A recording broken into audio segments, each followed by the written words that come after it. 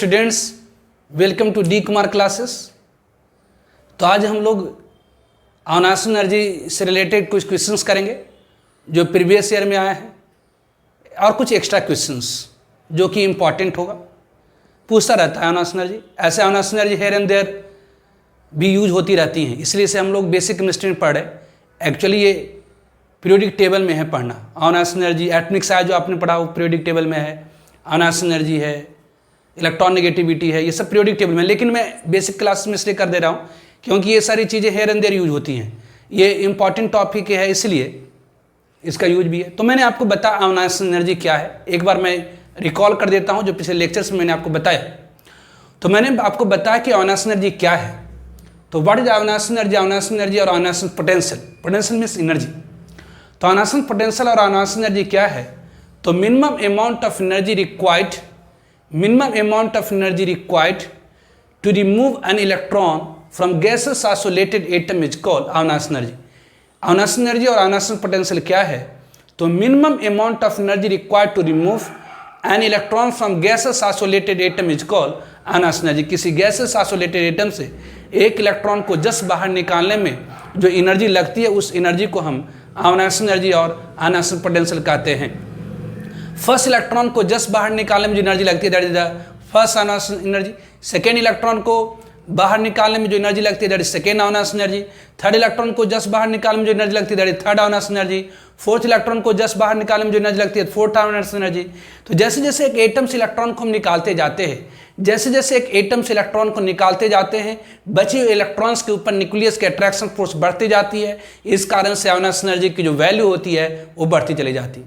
तो first Avinash energy की value हमेशा स्मॉलर होती है, उससे ज़्यादा होती है सेकेंड अविनाश एनर्जी, उससे ज़्यादा होती है थर्ड अविनाश एनर्जी, उससे ज़्यादा होती है fourth Avinash energy and so on. ऐसे अविनाश एनर्जी को मेजर किया जाता है इलेक्ट्रॉन वोल्ट पर एटम में या किलो कैलोरी पर मोल या किलो जूल पर मोल में।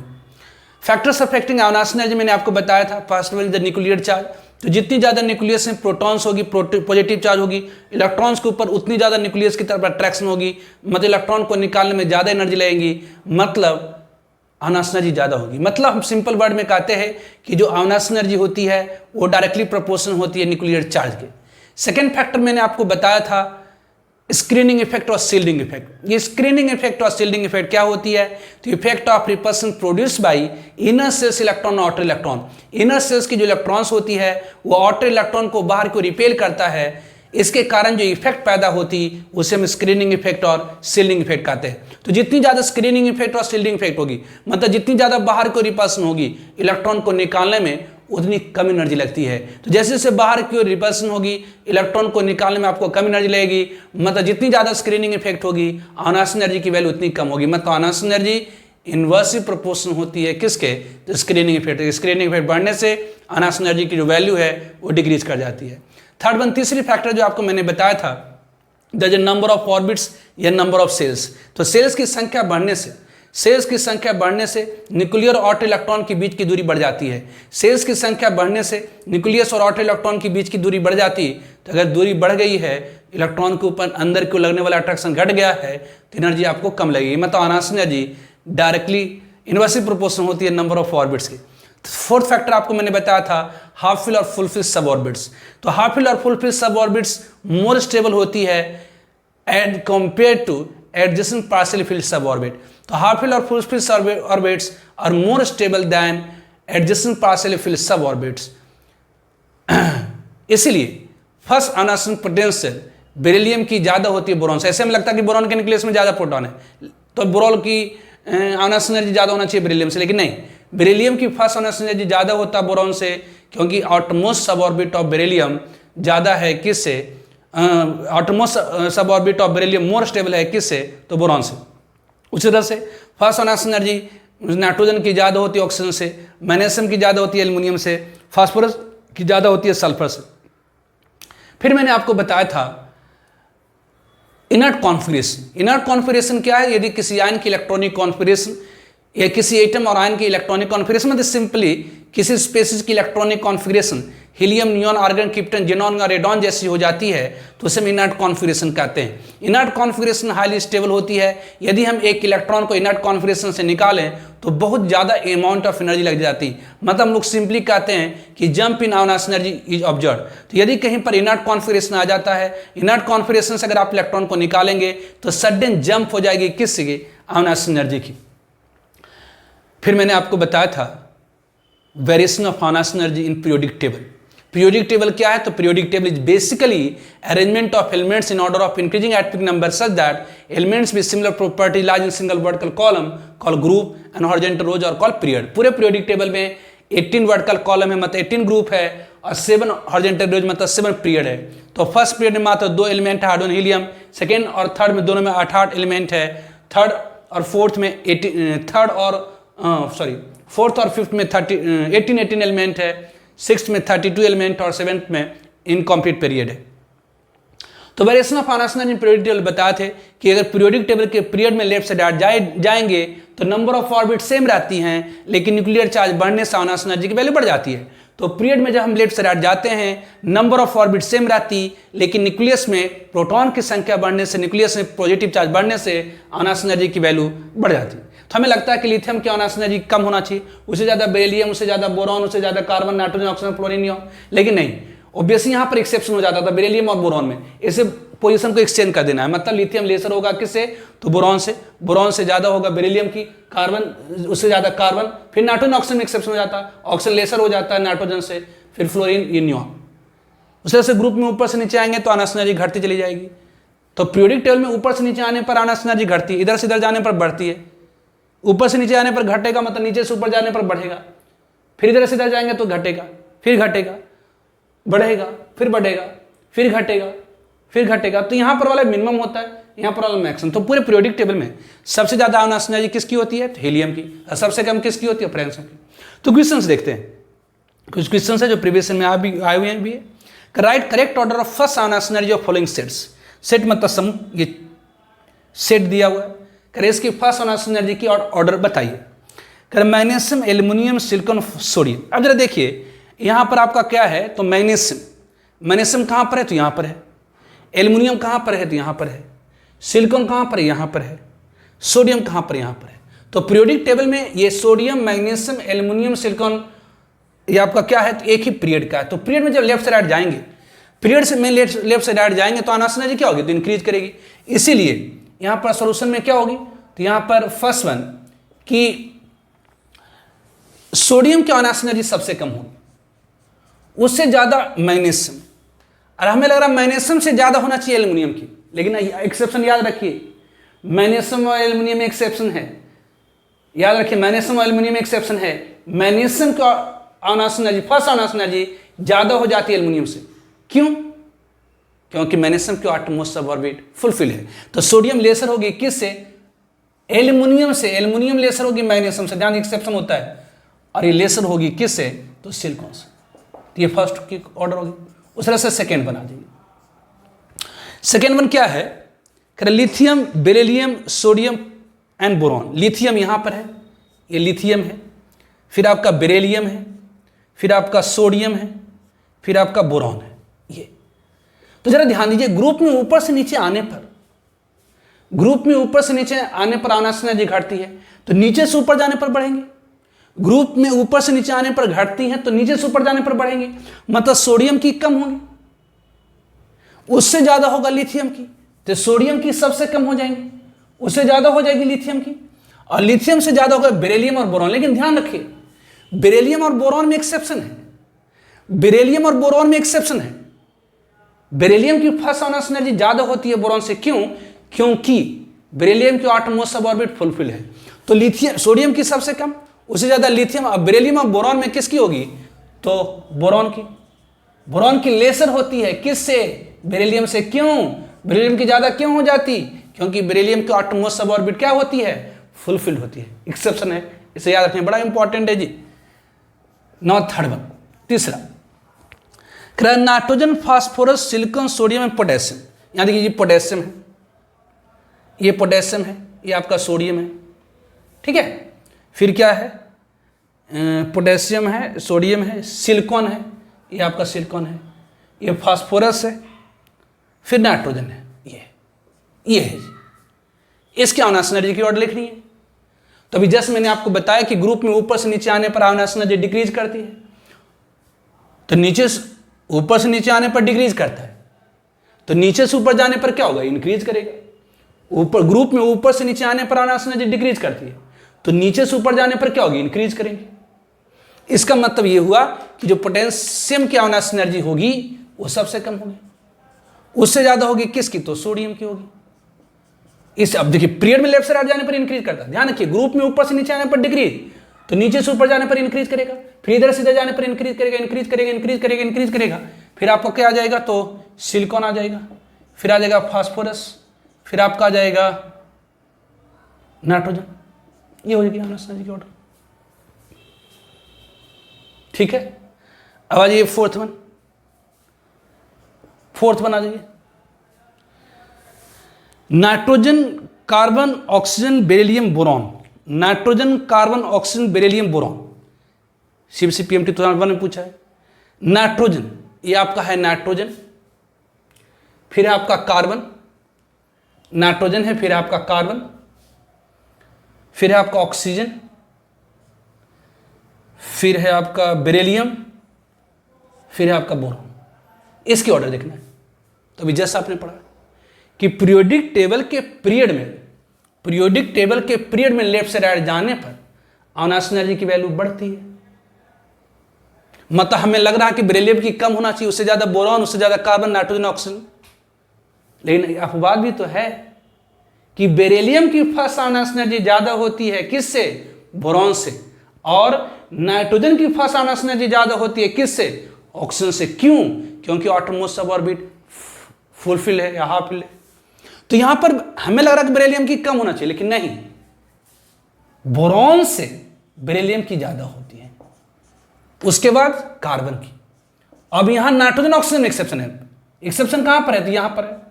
तो नाइट्रोजन ऑक्सीजन में किसकी ज्यादा होगी, तो नाइट्रोजन की ज्यादा होगी, किससे, तो ऑक्सीजन से। ये फोर्थ होगी। अब ये फिफ्थ, जे मेन 2013 में पूछा है कि calcium, barium, sulphur, selenium, argon, इसकी आयोनाइजेशन एनर्जी की ऑर्डर बतानी है आपको। तो जरा देखिए कैल्शियम कहां पर है, तो यहां पर है, फिर बेरियम कहां पर है, तो यहां पर है, सल्फर कहां पर है, यहां पर है, सेलेनियम कहां पर है, तो यहां पर है, आर्गन कहां पर है, तो यहां पर है, ये है जी। तो यहां पर आपका बेरियम है, यहां पर आपका कैल्शियम है, यहां पर आपका सेलेनियम है, यहां पर आपका सल्फर है, यहां पर आर्गन। तो ग्रुप में ऊपर से नीचे आने पर आयोनाइजेशन एनर्जी अगर डिक्रीज करती है तो नीचे से ऊपर जाने पर इंक्रीज करेंगे। मतलब बेरिलियम से ज्यादा ऊपर जाएंगे तो ज्यादा बढ़ेगा, तो बेरिलियम से ज्यादा होना चाहिए कैल्शियम के। अब पीरियड में लेफ्ट से राइट जाएंगे तो इंक्रीज करेगा, तो बेरिलियम की सबसे कम, उससे ज्यादा कैल्शियम, उससे ज्यादा सेलेनियम, उससे ज्यादा सल्फर। मतलब यहां पर ऑर्डर क्या होगी, सल्फर से ज्यादा क्या होगी, आर्गन की। ध्यान दीजिए ग्रुप में ऊपर से नीचे आने पर घटती है, तो नीचे से ऊपर जाएंगे तो बढ़ेगा बढ़ेगा बढ़ेगा, फिर इधर जाएंगे बढ़ेगा बढ़ेगा बढ़ेगा बढ़ेगा, फिर ऊपर जाएंगे बढ़ेगा बढ़ेगा, फिर इधर जाएंगे बढ़ेगा बढ़ेगा। तो सबसे कम किसकी हो जाएगी, तो बेरियम की। उसके बाद किसकी हो जाएगी, कैल्शियम की। उसके बाद किसकी हो जाएगी, सेलेनियम की। उसके बाद किसकी हो जाएगी, तो सल्फर की। उसके बाद किसकी हो जाएगी, तो आर्गन की। जेईई मेन 2013 पूछा है, और ये नीट 2019 है ना, पिछले साल पूछा है नीट 2019। तो कह रहा है कि lithium, beryllium, boron, carbon, nitrogen, oxygen, fluorine, neon. ये तो ऑलरेडी मैंने बताई है कि पीरियड में लेफ्ट से राइट जाने पर नंबर ऑफ ऑर्बिट सेम रहती है, लेकिन न्यूक्लियर चार्ज बढ़ने से आयोनाइजेशन एनर्जी बढ़ जाती है। लेकिन इसमें एक्सेप्शन है कि बेरिलियम की फर्स्ट आयोनाइजेशन एनर्जी ज्यादा होती है बोरॉन से, इसलिए पोजीशन का एक्सचेंज कर दीजिए। और नाइट्रोजन की फर्स्ट आयोनाइजेशन एनर्जी ज्यादा होती है ऑक्सीजन से, मतलब पोजीशन को एक्सचेंज कर दिए। मतलब यहां पर सबसे कम लिथियम की हो जाएंगी। अब बेरिलियम और बोरॉन में, बोरॉन की कम होती है बेरिलियम से, मतलब बेरिलियम की ज्यादा होती है। मतलब यहां पर पहले आपको बोरॉन लिखना होगा, फिर बेरिलियम, फिर क्या लिखना होगा, कार्बन। अब नाइट्रोजन ऑक्सीजन में क्या होगी, तो ऑक्सीजन की लेसर हो जाएगी किससे, तो नाइट्रोजन से। लेस हो जाएगी किससे, फ्लोरीन से, लेस हो जाएगी किससे, नियॉन से। It is correct order of ionisation energy. ठीक है, लिखिए पहले से। तो next one, the set representing the correct first ionisation energy is, करा कि तीन तीन एटम, तीन तीन एलिमेंट की सेट दी गई है, सेट मतलब समूह। करेक्ट, इन सब सेट में कौन सी करेक्ट ऑर्डर आयनस एनर्जी की करेक्ट ऑर्डर को रिप्रेजेंट कर रहा है। करेक्ट, पोटेशियम की फर्स्ट आयनस एनर्जी ज़्यादा होगी सोडियम से, ज़्यादा होगी लिथियम से। तो जरा देखिए, पोटेशियम सोडियम लिथियम एक ही ग्रुप की है, तो ग्रुप में ऊपर से नीचे आने पर आयनस एनर्जी की वैल्यू घट जाती है। मतलब यहाँ पर लिथियम की ज़्यादा होना चाहिए, सोडियम से ज़्यादा पोटेशियम से। जी उल्टा हो लिख दिया, गलत। अब बेरिलियम की ज़्यादा लिख रहा है मैग्नीशियम से ज़्यादा कैल्शियम, तो बेरिलियम मैग्नीशियम कैल्शियम एक ही ग्रुप की है, तो ग्रुप में ऊपर से नीचे आने पर ऑर्बिट की संख्या बढ़ने से आयनस एनर्जी घट जाती है। मतलब आप कह सकते हैं कि बेरिलियम की ज़्यादा होना चाहिए मैग्नीशियम से ज़्यादा कैल्शियम से। ये तो बिल्कुल सही लिखा हुआ है जी, ठीक है।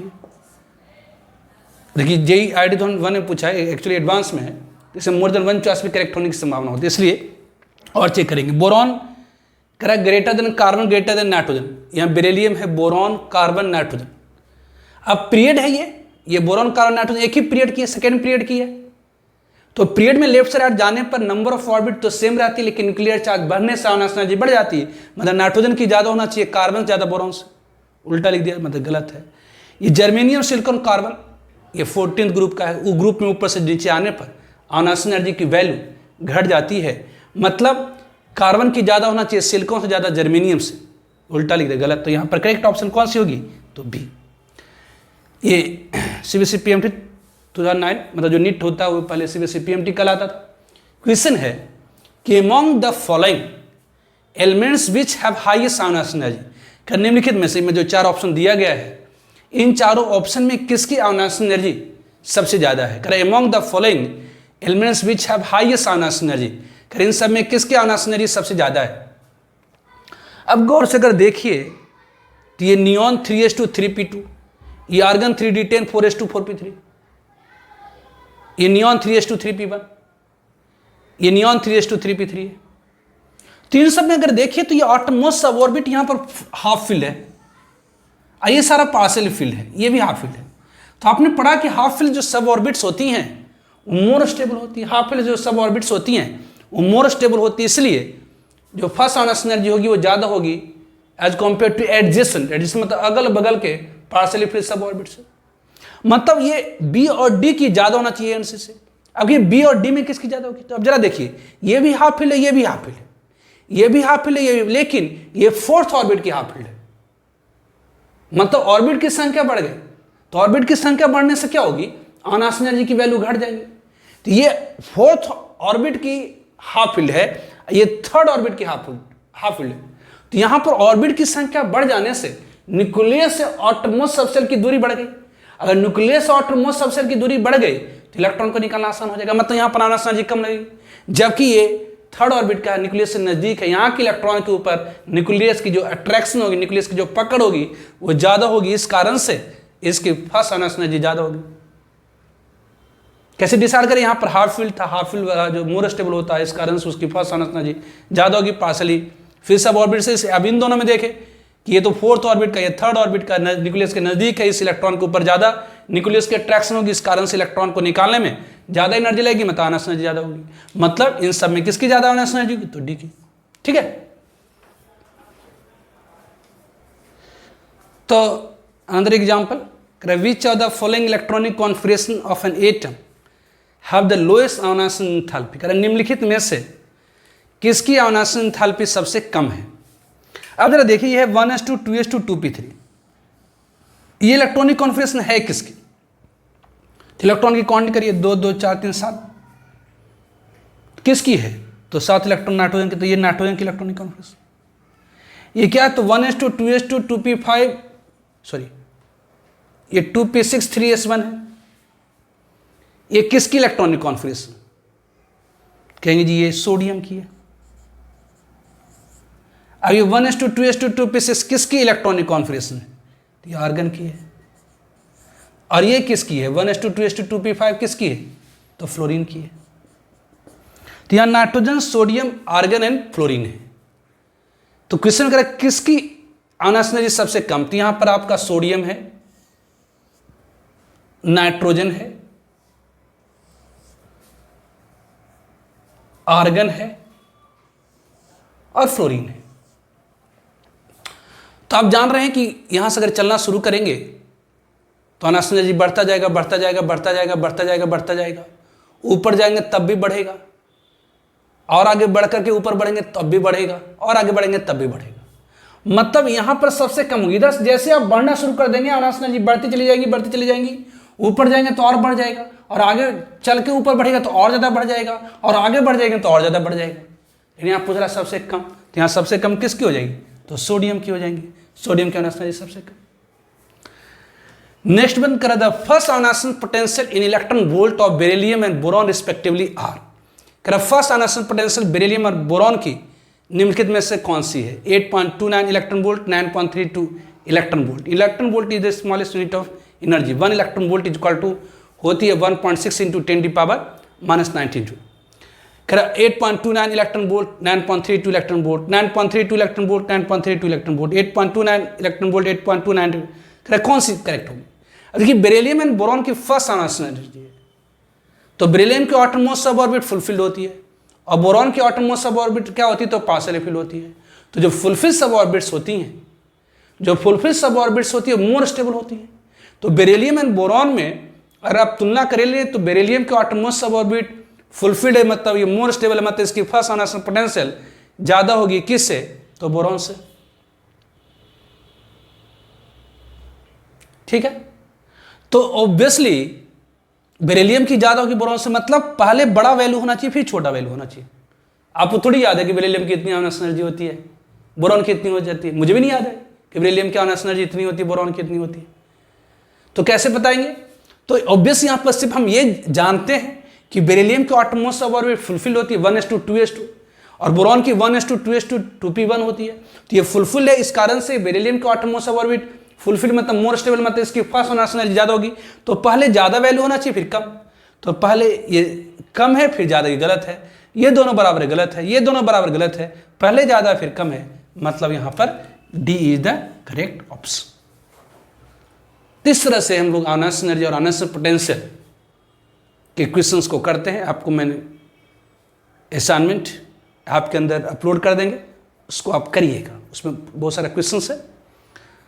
तो आज के लेक्चर हम लोग इसको यहीं पर समाप्त करेंगे। छोटा लेक्चर है लेकिन करिए क्वेश्चंस।